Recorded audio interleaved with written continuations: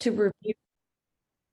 And I'm going to go ahead and real quick housekeeping. We're going to go ahead and record, but we're basically here to go over Dreamforce's Welcome to Your Digital HQ session and just kind of give you our top takeaways and how really you should act.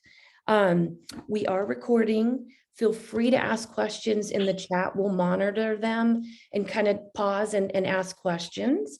You can also come off of mute if you want to ask a question live. But yeah, we definitely want this to be interactive. And with that, I am going to go ahead and hand it over to Brett, who's our subject matter expert on Slack, and he's going to kind of walk you through the top takeaways. Perfect. Thank you so much, Jackie. And like Jackie said, it'd be, yes, if you have a question as I'm going through the takeaways from this keynote, feel free to unmute yourself. But in the meantime, keep yourself muted in case you have to say anything outside of the session content. So thank you all for joining today to go through this session covering the highlights from the Slack keynote session at Dreamforce 21, which featured Stuart Butterfield, who's Slack's CEO and founder, along with Slack's Chief Product Officer, Tamar Yehoshua, as well as an interview with Target's CIO, Mike McNamara. This keynote expanded on the digital headquarters concept that was covered in the Dreamforce opening keynote. This is where Salesforce CEO Mark Benioff and COO Brett Taylor explained why the digital headquarters is such an essential building block for the trusted enterprise in today's world, providing a more inclusive, more accessible, available, and flexible way to keep organizations aligned, especially as they shift to this digital-first world of work. So after that main keynote, when Stuart and Tamar went to the Slack keynote, they really drilled into why and how Slack is an essential technology to make the concept of a digital HQ possible. And what we're here today is to look at the highlights of what they covered. But before we dive in, let me tell you a little bit about myself and a little bit about Slalom.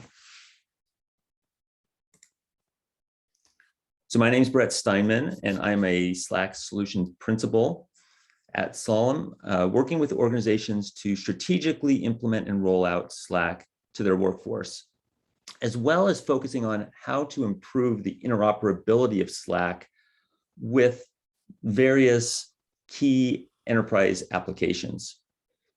Now, in addition to providing guidance to our clients, I also do a lot on social media around offering guidance on best practices using Slack on LinkedIn, on the Slack subreddit, on Twitter, and you can see my handles here. So if you see something or hear something interesting during this session that you want to share, feel free to reference the @Slackman handle in your tweet. And I'd be happy to share that out or answer any questions that you would put out on social media.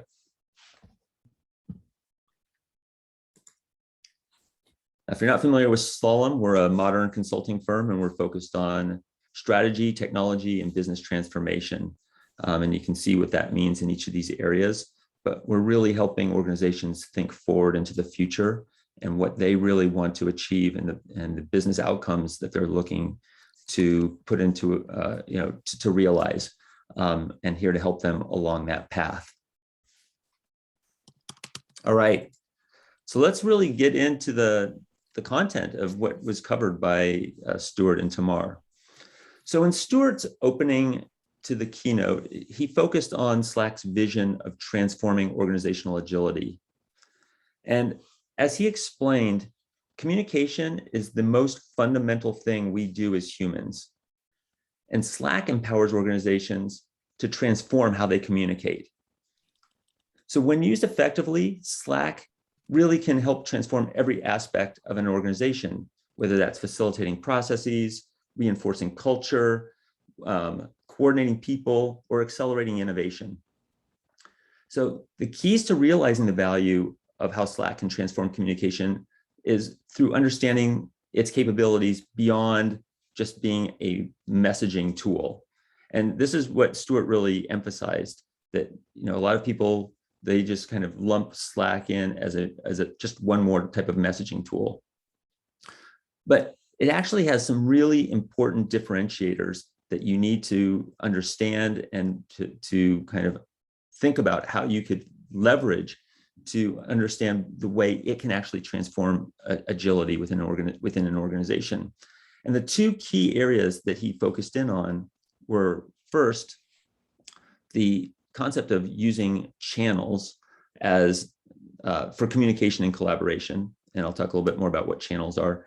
And then secondly, how to harness the Slack platform, which will help organizations make it the universal application for sharing information and managing processes. And there's a number of different aspects to what the platform enables, and I'll also talk about that in our takeaways. But first, let me talk a little bit more about channels, because channels are a way to help teams or functional groups centralize conversations around specific topics. And instead of doing one-to-one messaging or small group messaging, you communicate through a channel, and that makes it much more transparent, accessible, searchable down the roads when people need that information. And it also just makes it easier for people to communicate in a way that doesn't get trapped into siloed ad hoc communications. So in his conversation with Mike McNamara from Target, Stuart talked to him about both the channel aspect and the platform aspect, and why these were critical technologies for Target's ability to respond rapidly to changes during the pandemic. And that's whether it was working through how they were going to align their digital business with their stores, whether it was launching a new loyalty program or sharing information between the various stores as they were trying to adapt, as well as improving communications between stores and operational functions at Target. So with that, let's go into the kind of takeaway actions you should be thinking about when you're looking at using those key aspects of Slack to transform organizational agility. So the first is thinking about how you would assess maturity in leveraging channels. So again, you can use Slack for one-to-one or small group messaging, but you really want to make sure that you are taking advantage of the power of channel-based communications. So one of the things you can do in assessing maturity is looking at the ratio of messages that are being sent through Slack and looking at them from a public channel perspective. So these are channels that are fully searchable by anybody in the workspace. Private channels, which use the channel concept, but limit it to only certain invited members of the workspace, and direct messages. And what you really want to try to do is, I think a good benchmark to look at would be kind of about 50% to 60% of direct messages, 30 to 40% around public channel communications, and maybe around 10% of private channel communications. Now, this is going to vary between organization to organization, but in looking at in Slack's analytics, your workspace admin can look up these stats. If your organization is doing 80% or more of direct messaging within Slack, you really need to start thinking through what are various business functions that could be improved by leveraging channel-based communication instead of ad hoc interactions, and also instead of these kind of closeted or siloed communications that are taking place in direct messaging. Because you really want to make communication more transparent, and you want to make it more shareable throughout the organization. And this is what channels can accomplish. You also want to think about how to set up a channel management practice, whether that's archiving non-active channels so you can get rid of sprawl, having a defined channel naming structure, using descriptions and topics so that people can search and find the right channels that they should be joined to.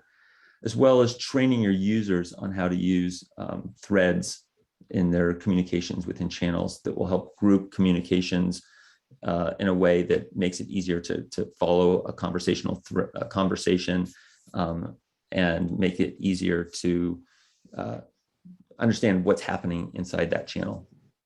A couple other ways that you should be thinking about using Slack in terms of transforming organizational agility is around understanding what are the other applications that are critical for integration. The Slack marketplace has over 2,400 apps available, and it's really highly customizable for integrating with enterprise applications. And that helps to achieve the third piece, which is centralizing interactions in Slack. So once you've kind of understood what are these other information sources that you want to be able to have integrated and you want to be able to surface inside of Slack, that will actually allow you to do this centralization function where people can kind of use Slack as their primary interface for helping to move work forward within the business.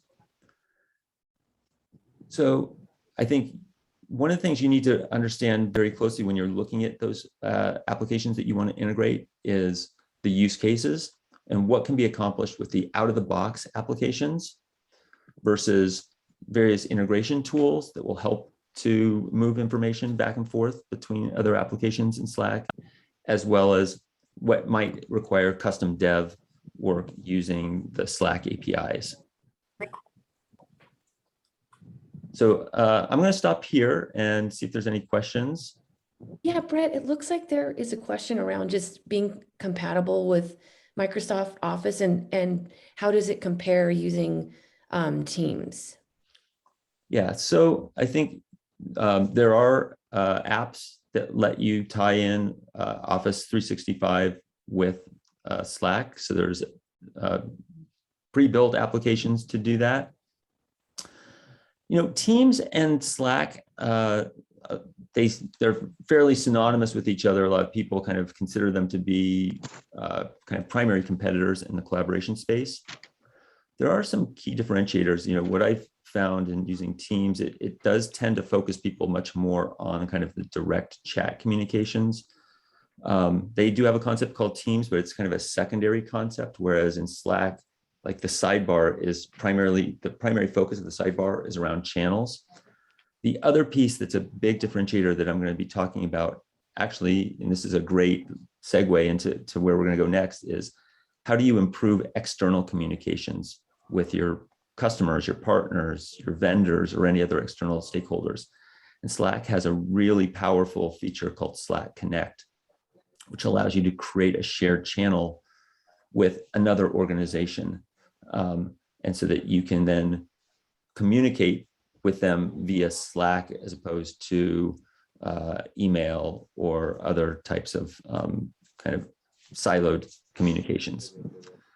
So great question. Thank you very much for asking that. All right, so I'm going to keep things moving forward here. So as I said, that question was actually a good segue into the next takeaway from the keynote, which was around the idea of improving communications both internally and externally. So Slack's Chief Product Officer, Tamar Yehoshua, went into more detail on how channels break down communication silos by making that information more organized, more transparent, more accessible. But one of the most impactful and differentiated capabilities that Slack has is how channels can be set up both for internal use as well as for communicating with external parties using Slack Connect. So this allows for a shared channel between organizations. And in fact, you can actually have up to 20 different organizations sharing a channel to communicate with each other. So I think Mark Benioff even talked about this as part of the acquisition of Slack. They use Slack Connect for communications that between, you know, the legal teams on both Salesforce and Slack, as well as external legal teams and other group functions that as part of the M&A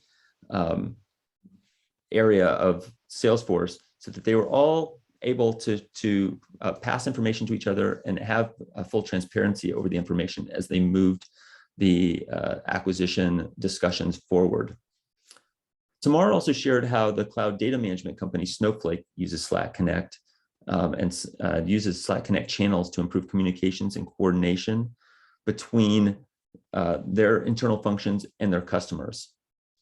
So let's look at some of the actions related to improving communication with customers, vendors, partners, or any other stakeholder as you're considering this. And so obviously the first action you should be thinking about is how can you leverage Slack Connect for external collaboration?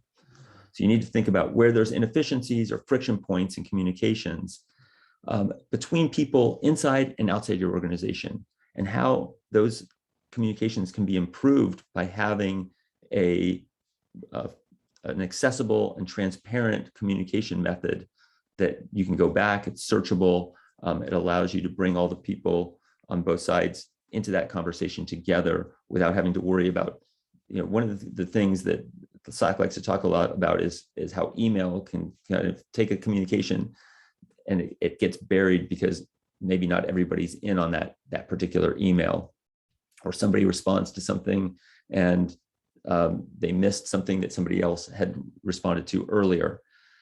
You don't have any of these problems when you're communicating with a channel. It's all available and it's really easy to understand what's the back and forth that's going on. So first off, think about how you can leverage Slack Connect. Secondly is to evaluate Slack's Enterprise Grid offering. And the interesting thing related to Enterprise Grid, which is Slack's top end plan, and Slack Connect, is that they announced a new capability or an enhancement to Slack Connect, which allows customers on Slack Enterprise Grid to be able to create these shared channels without the other party having to have a paid Slack plan. So the thing you have to understand about Slack Connect up until this announcement was that both sides had to have a paid plan of Slack. They had to have a workspace up and running where that channel would reside on each side. And then Slack Connect created basically the tunnel between both workspaces where that channel can basically live on both sides, and both sides can see all the communications that are happening to it within it. With this new enhancement, now Slack Enterprise Grid customers will be able to host these external facing channels as part of their Slack workspace without asking the external parties to be on a paid Slack plan themselves. So that's a really interesting new development and something I think to take into consideration. Now, Slack Enterprise Grid also has a number of other security capabilities, advanced analytics, ability to do discovery throughout any workspaces that are on the grid, the ability to have multiple workspaces all in the same environment that you can basically manage through a single console. So it has a number of other features to think about, but this was a really interesting new capability that they announced specifically related to Slack Connect. Okay, I'm going to continue on unless anyone has a question around this concept of improving external communications.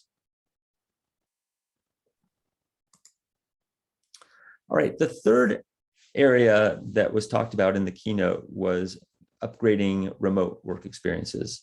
So, I mean, nobody here is going to be surprised, right? We've seen this dramatic shift towards a more distributed, hybrid, and remote workforce. And that really requires a need to invest in digital collaboration tools. And this should really be a priority of every organization. So the ability for workers to effectively share information and work as a team, regardless of where they are physically located, provides a competitive advantage. And the reason it does that is because it helps reduce friction in the execution of both your tactical and your strategic business operations. Tamar talked about the flexibility that Slack provides to support this, and she referenced research that showed that 90% of Slack users had reported an improved ability to work remotely. So there were a couple of interesting new capabilities that were talked about in the keynote specifically to upgrading the remote work experience. So the first one is called Huddles. And you can see this here in the left-hand side of this image at the bottom. There's a little toggle that says Start Huddle in this channel. And Huddles are the ability to instantly create either a one-on-one or a group audio chat. So you can do it as part of a direct message, or you can do it inside of a channel where anybody who's active in that channel can join the audio chat. And this is really powerful because it just allows for in-the-moment conversations. You know, there's times where maybe there's a lot of back and forth going on inside of a channel around a certain topic or a certain issue. And in order to kind of tie it off, you need to actually have some people talk to each other to you know, or maybe you know, somebody is saying something and people on the other side aren't really understanding kind of what is being, what somebody's point of view is. So with Huddles, one click, you kick off an audio stream that anybody can join, and you can basically, you know, quickly resolve an issue, talk through things, and you know, sometimes you know, just having that ability to talk to each other can really help move or create progress in, you know, resolving an issue, or just or kind of tying off a discussion. So I think it's really powerful. You can also do screen sharing as part of this. So it's audio plus screen sharing, and anybody who's in the huddle will be able to do that. And you don't have to schedule anything. So sometimes you just need to have a conversation. You don't want to have to schedule something or send somebody a link to, you know, here's the Zoom link or whatever that is. You just want to be able to just start talking to them, and Huddles allows you to do that. The second feature that they announced was called Clips. And this is the ability to insert audio or video recordings into either a channel or a direct message. So this is really useful when people are not able to meet or are working on different schedules, because now you can have multimedia information available within the channel that people can consume on their own schedule. And again, sometimes the ability to communicate something through text can be limited. And it really helps when you can add a voiceover or some images and you know, really bring some context to what it is that you're talking about. So, you know, maybe there's a discussion about something and somebody wants to show kind of what they're talking about. They can create a quick clip. It's really easy to turn it on, make a recording, save it, and post it inside the channel. And the other nice thing about this, again, is if you do it inside a channel, then it's fully searchable, findable down the road. Somebody can go back and look at this, which is something that you don't get when you're setting up a meeting to show something. You know, yes, you could save that, but this is a much easier way to have that available down in the future when somebody else needs to look at it, or you want to, you know, reference that clip to somebody maybe who's new to the organization or who wasn't you know, on that channel at an earlier date. So these are great capabilities. And I think the key here is getting your organization, if you're using Slack, to take advantage of these new capabilities, because they're being made available to all workspaces out of the box. So it's ready to go for every workspace. And it's now just helping to enable and train users to take advantage of these powerful new capabilities. All right, so that's the third piece. I'm going to stop again just to see if anybody has any questions about either Huddles or Clips or any other remote work features that Slack really helps organizations with as they kind of make the shift to a more distributed workforce.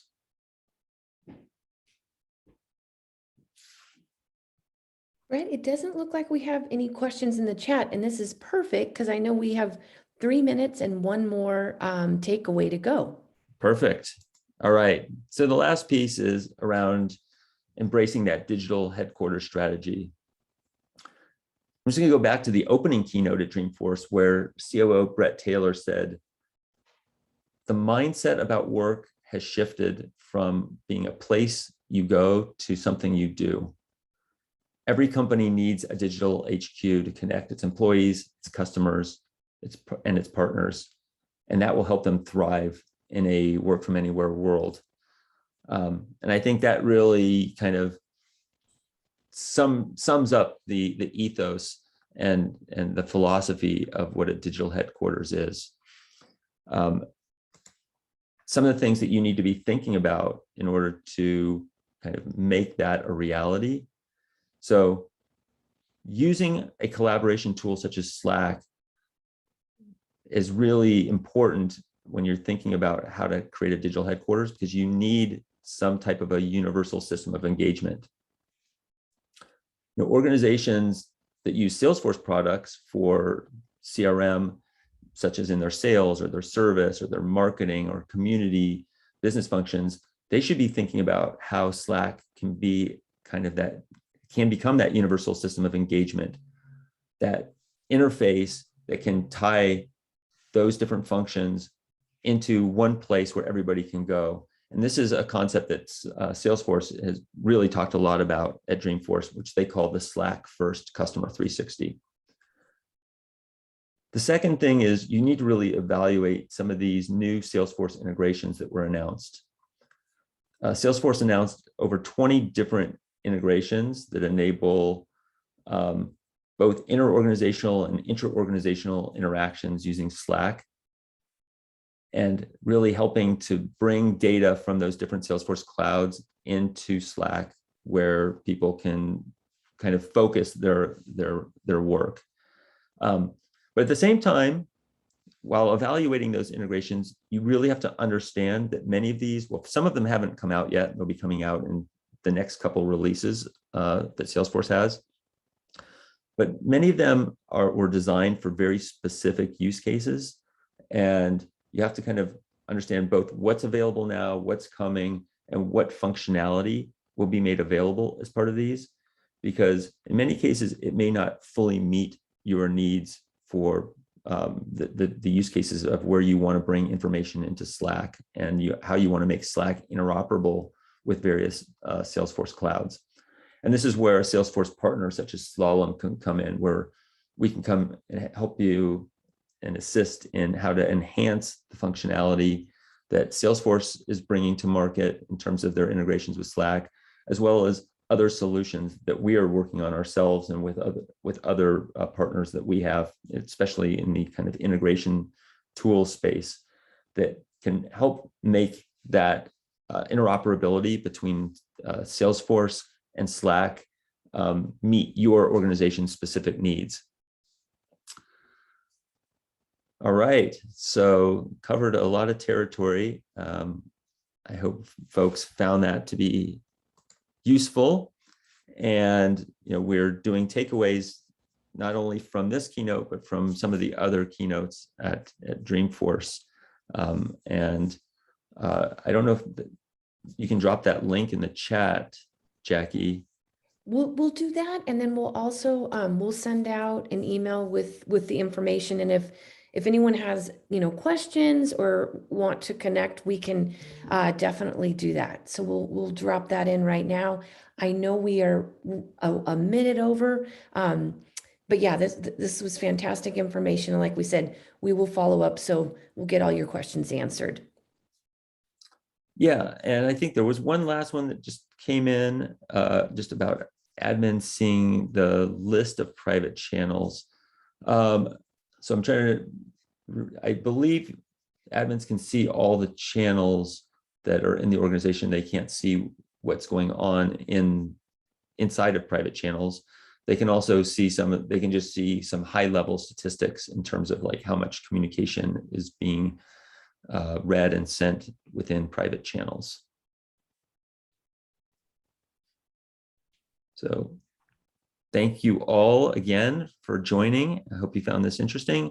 There's also the Salesforce Plus channel. So if you attended Dreamforce, you can go back and watch those keynotes and hear from the presenters directly. But I hope you found it useful to hear the summary of kind of from what went on during that session. Perfect. Thank you. All right, bye everybody.